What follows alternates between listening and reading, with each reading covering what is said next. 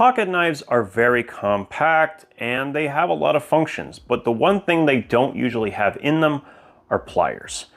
We have options to potentially go up to a plier-based multi-tool, but that might not be something that you're into, or maybe you don't like the cost of the option. Today we're going to talk about EDC pliers. So I'm going to cover 10 options that I think you might want to consider, starting from less expensive and easy to try options all the way up through the most premium. And I think you might find one that will work for you in conjunction with your EDC. Let's go ahead and get started. Now, when I first started looking at carrying a dedicated pair of pliers, I first looked for something that was very budget friendly, and being at only $10, the Crescent RT24 fits the bill perfectly. Now, I have two of them, one I bought recently for a video, but this one I've had for a number of years, and I've cranked on it in ways that I was pretty sure would break, and it still has held up and had no issues. Overall, I've been pretty impressed with this, and I think that this kind of opened the floodgates for me, allowing me to consider splitting up components in my EDC. And sometimes I will simply skip carrying a plier, but knowing that I have a place to put it and that it's actually useful to me was really important. So this kind of let me know, yes, this is something I want to consider. And so I definitely think this is a good place to start if you're not sure this is for you. $10, and I highly recommend it for that price. Now, next up is the Channel Lock 524. So this is a 5-inch slip joint plier. Now, I have really come to enjoy this type of plier as a complement to a Swiss Army knife because these also tend to also have a pair of cutters.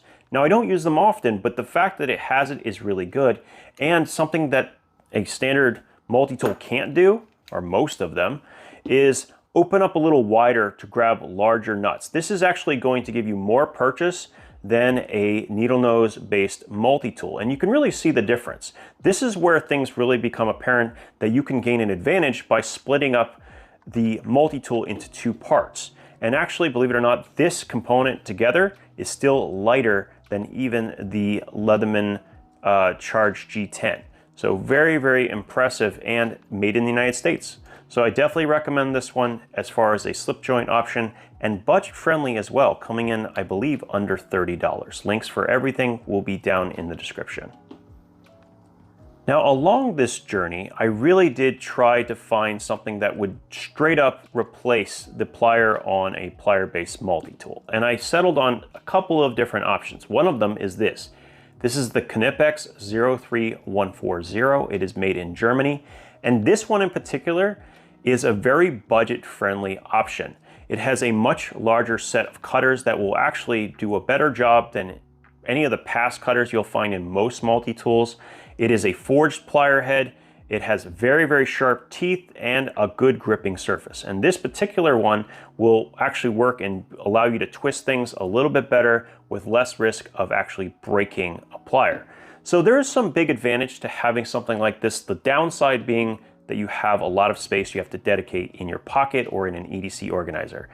This one is not my favorite of the bunch, but it is absolutely a consideration and definitely something worth looking at. Maybe not necessarily in your pocket, but maybe in a bag that you would carry with you every day. Let me know, is this something that you would carry? Or would you prefer something that is a little bit more compact? Now, speaking of compact, we have this, another offering from Knipex. This is the 86-100, or the mini plier wrench. And it's kind of rating a little bit lower on my list for the simple fact that I had high hopes for this thing, and I used it quite a bit, and every single time I use it, it slips out of its joint because of the way it's made. And it doesn't happen with the Cobra, mini Cobra, but it seems to happen with this one. I much prefer the 125 variant, which is only a little bit longer, but has actual locking positions. This one is just very awkward to use, and so I rate it lower, but still the quality is fantastic. It has a nice precise tip, and because it has parallel jaws, you can use it to crush things, and actually that's something I've used it for quite a bit. It's also non-marring, meaning that if you're working with something that potentially can get damaged, something that is sensitive or soft, these are going to be much more gentle, but still hold it firmly without actually causing angles to occur because they are parallel jaws. So another good offering from Knipex, not my favorite one, but definitely something you might want to consider. This plier from Knipex very nearly snuck into the top 5, but I think the fact that it is so long, it makes it kind of difficult to pocket, is the only thing really holding it back. It is a fantastic combination plier, and it has all of the hallmarks of an excellent tool that you can use daily. So it has a true needle nose, which is awesome. It has a bunch of different sections that are particularly useful. You have really good cutters, you have the ability to grab nuts right here, and a very aggressive teeth. And if you notice, there's this really cool angle thing going on right there. And I didn't know what that was at first until I watched Last Best Tool, and he explained that this is when you're grabbing something flat, it basically forces that flat object to change in orientation enough that this grips incredibly strong. So I highly recommend, if you're going to pick between these two, this one is a little bit more expensive, but it is the better of the two options. Highly recommended if you're going to carry it in a bag. It's small enough, but versatile enough to do a lot of different things. Definitely something you want to consider. And yeah, it's definitely my favorite one of the bunch when it comes to this style of pliers. Now we are entering the top 5 tools. Now I have seriously carried every single one of these pliers, and they have all been excellent for different purposes. This one actually carried a little bit more than the one I'm rating at number 4. And this is the 125 or the 8603-125 from Knipex. And it is like the smaller variety, but it actually has a locking pivot. And I think this makes a massive, massive difference in its usability. The things I've been able to do with this, well, it's kind of amazing. And I find myself reaching for this more often than other varieties because of the non-marring surface, the fact that I can use it to crush things. I mean, it's amazing how much leverage this will give you and the amount of grip. There's almost, I just love this tool. I've carried it a ton, to the point where I even got a custom leather sheath specifically so that I can carry this along with my multi-tool. And that brings me to the next point, which is that because it has such a different set of jaws, it actually complements even a full-sized multi-tool. So this one is actually a better complement in some ways to a standard Leatherman than many of the other options you've seen on the table. There's less redundancy and more complementary options. So I definitely recommend one of these. And if you don't own one, it is absolutely worth having. They'll be good for small toolkits. It'll be good for an EDC carry. You just can't go wrong. Highly, highly recommended. Now it should come as no surprise that the Knipex 8701-125 or the Mini Cobra is going to be in the top 5. And this is the 5-inch variant, or approximately a 5-inch variant of that tool. And what's cool about this is that this tool and the one that we're going to get to a little bit later, they actually can complement each other in addition to everything else. So this is an incredibly versatile EDC tool. I cannot say enough. There's a lot of people I know who carry this exact tool. For me, it has such sharp teeth, which is not a bad thing, that I find that it leaves a mark because it can apply so much leverage. And I just prefer the plier wrench a little bit more for my purposes, but in reality, this is a more versatile tool because if I don't care about the actual surface finish of something, this just has more going on. It just lets you make a much wider opening so you can grab some very, very large objects. I mean, nowhere near, like, the amount of space is substantially more than pretty much any plier-based multi-tool. So in addition to being an excellent complement to any pocket knife or dedicated carry, this is actually going to be a good option also to complement your multi-tool if you want something a little bit more robust and a little bit more capable. I've seen the rep for this latch this onto a bar and literally stand on it. I mean, this is an incredibly strong, dedicated tool. Highly recommended, not much more to say. The 125 variant of the Cobra is something you definitely want to consider. And that brings us to the top 3. Now, even at this very moment, I'm not sure which ones go where. So I'm just gonna treat them as 1, 2, and 3 all together. And I think you should consider each one for its intended purpose. So we're gonna go through what they are best at, starting with the Irwin 5-inch vice grip, or 4-inch vice grip, sorry about that. This is something I didn't even know existed until my last plier video. And somebody said, do you know they make a 4-inch? And I'm like, really? Cool. And they do, in fact, make one. Now, what's neat about this is this actually gives you quite a bit of leverage in the cutter section. So you do have the ability to cut wires, which the other two don't do particularly well. And it also works as a clamp. Now, the thing about this is it's also very inexpensive. You can get these for around $11 or $12 up to maybe 15 bucks. And so they are kind of like a great traveling companion. And that's actually what I'm gonna use them for. When I don't wanna lose my $30 plier, this is a great option. But if that was all there is, maybe this would fall in the top 10, but maybe not in the top 3.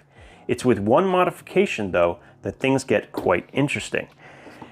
If you are able to cut a slot in the teeth of this tool, which being that it's inexpensive is very much something that's possible. It took less than 5 minutes to do this mod.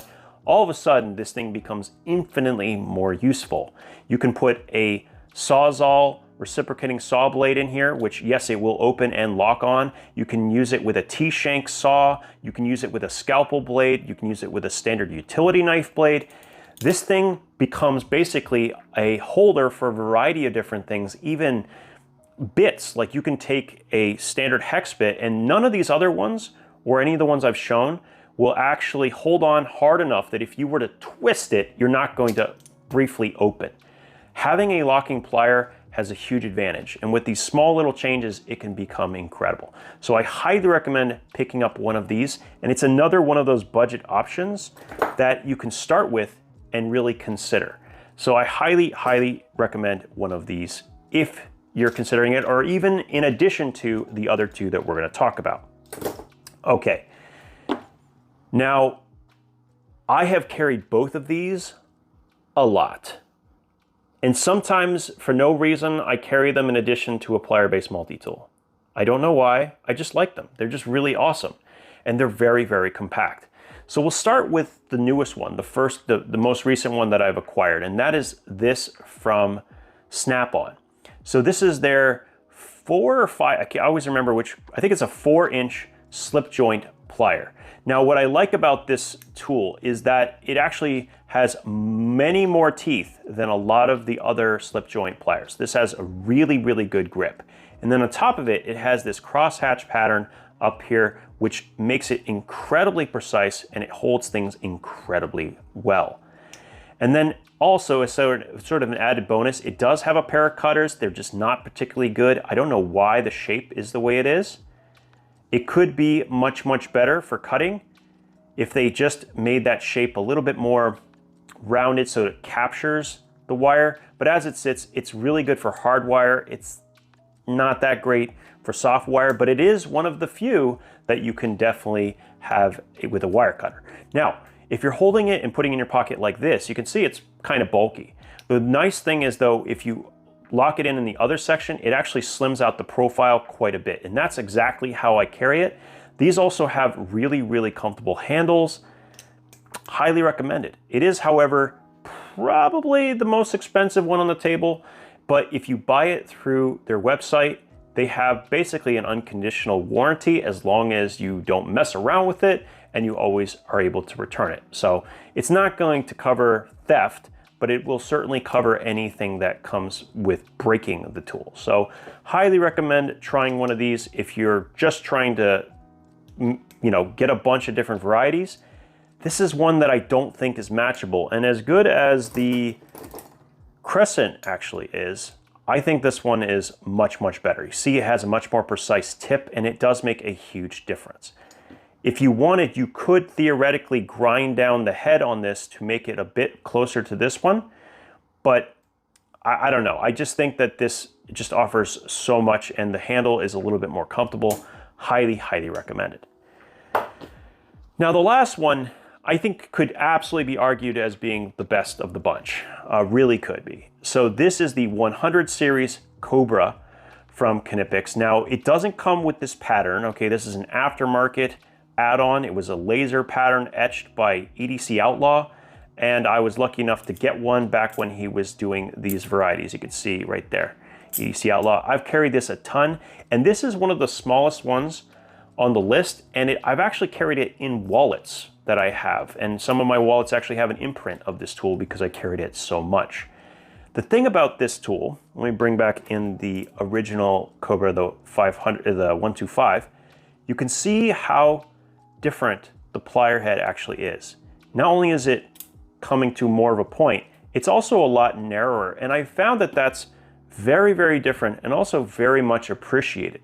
So this is definitely something you want to consider. Even though this does get more leverage, the fact that this is so narrow has allowed me to get into places I could never have gotten in with this, or even this tool for that matter. Like, it really does have a unique purpose. And I think like this one and also the plier wrench, the narrow head really has a reason to exist.